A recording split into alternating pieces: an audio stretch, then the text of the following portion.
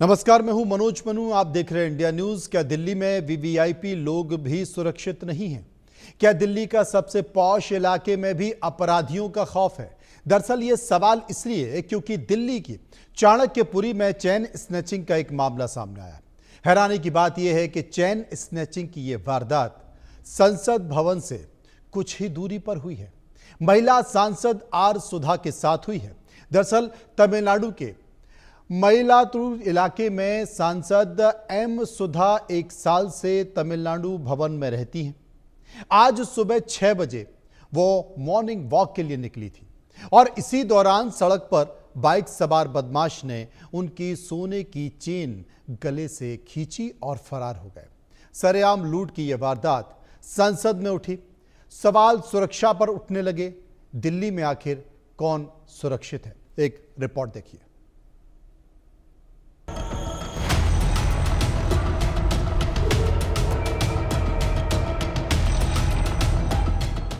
दिल्ली का सबसे वीवीआईपी इलाका चाणक्यपुर, जहां सोमवार को सनसनीखेज वारदात हुआ और इस वारदात के बाद पुलिस महकमे से लेकर संसद में हड़कंप मचा गया। Say morning I went for walking along with another Rajya Sabha MP. When we walked nearby this Czech Republic embassy and nearby this Poland embassy, one person came opposite with the bike with the wearing helmet. He came and near to us. We are going close to the platform only, not mid of the road. He came opposite side and suddenly he snatched my chain and he tore my clothes.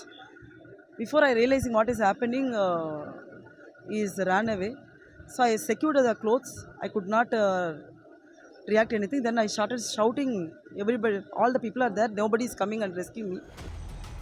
Tamil Nadu के मयिलादुथुरै की कांग्रेस सांसद M सुधा 1 साल से तमिलनाडु भवन में रहती है।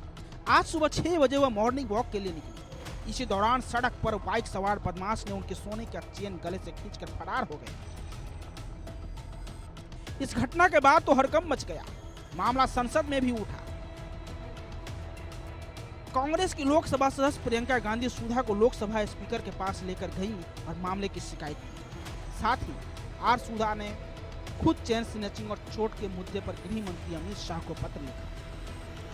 आश्चर्य ये है कि ये सुरक्षित नॉर्मली ये जो जहाँ पे वो चल रही थी एम्बेसीज के सामने आमतौर से सुरक्षित जगह होती है, तो इसमें भी ऐसा होना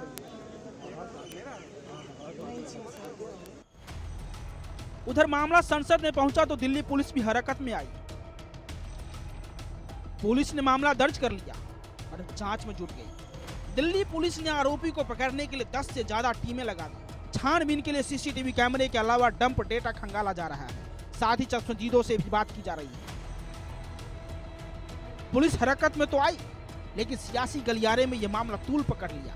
सवाल दिल्ली के लॉ एंड ऑर्डर पर उठाए जाने लगे। कि हमारी एक सांसद प्रातः काल में चाणक्यपुरी का इलाका जो सर्वाधिक सुरक्षित माना जाता है, जहां सारी एम्बेसीज हैं, हाउसेज हैं, वहां उनके साथ चेन स्नैचिंग की घटना थी।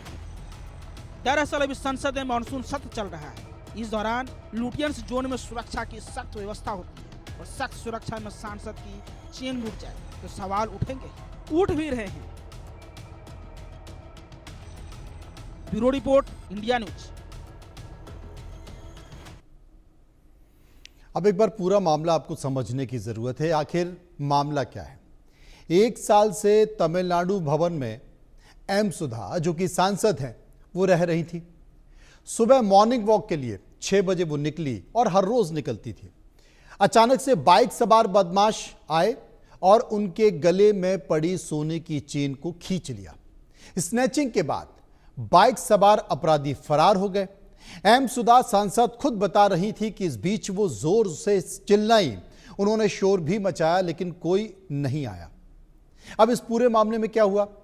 स्पीकर से शिकायत की।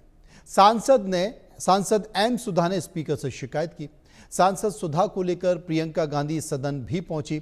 लोकसभा स्पीकर से मिलने प्रियंका गांधी पहुंची और एम सुधा ने चेन स्नैचिंग की घटना की शिकायत की।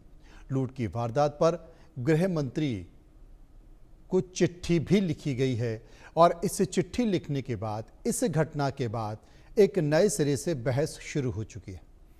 असल में पुलिस ने इस पूरे मामले पर मामला भी दर्ज कर लिया है।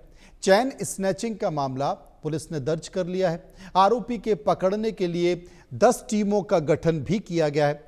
छानबीन के लिए सीसीटीवी और डंप डेटा की जांच की जा रही है। पुलिस की टीम चश्मदीदों से पूछताछ भी कर रही है, बातचीत भी कर रही है। लेकिन सबसे बड़ी बात जो है कि जो तमिलनाडु भवन है उसके आसपास कई सारी एम्बेसीज भी हैं और वहाँ पर ये माना जाता है कि जो लुटियन जोन है या जो साउथ दिल्ली का हाई प्रोफाइल इलाका है, बहुत सारे सीसीटीवी लगे हुए हैं। अरविंद केजरीवाल की सरकार ने भी घोषणा की थी, सीसीटीवी लगाए भी गए थे।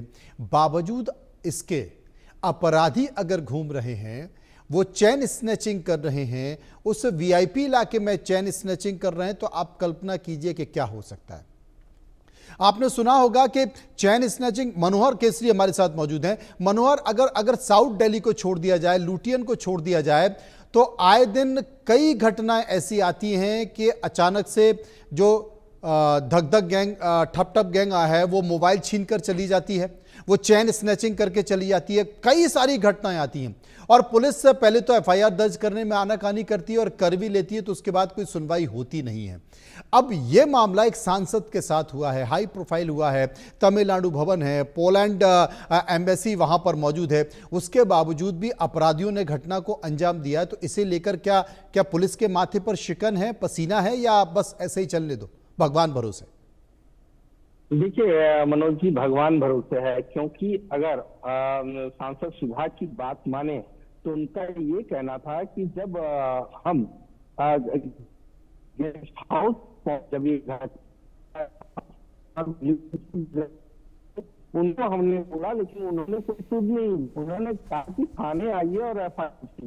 दूसरा वाक्य देखिए, उन्होंने ये भी कहा कि जब चेन स्नैचिंग करके वो फरार हुआ और मेरे कपड़े फाड़ दिए गए, वहां कई लोग थे, किसी ने भी बचाने की हिमाकत नहीं की।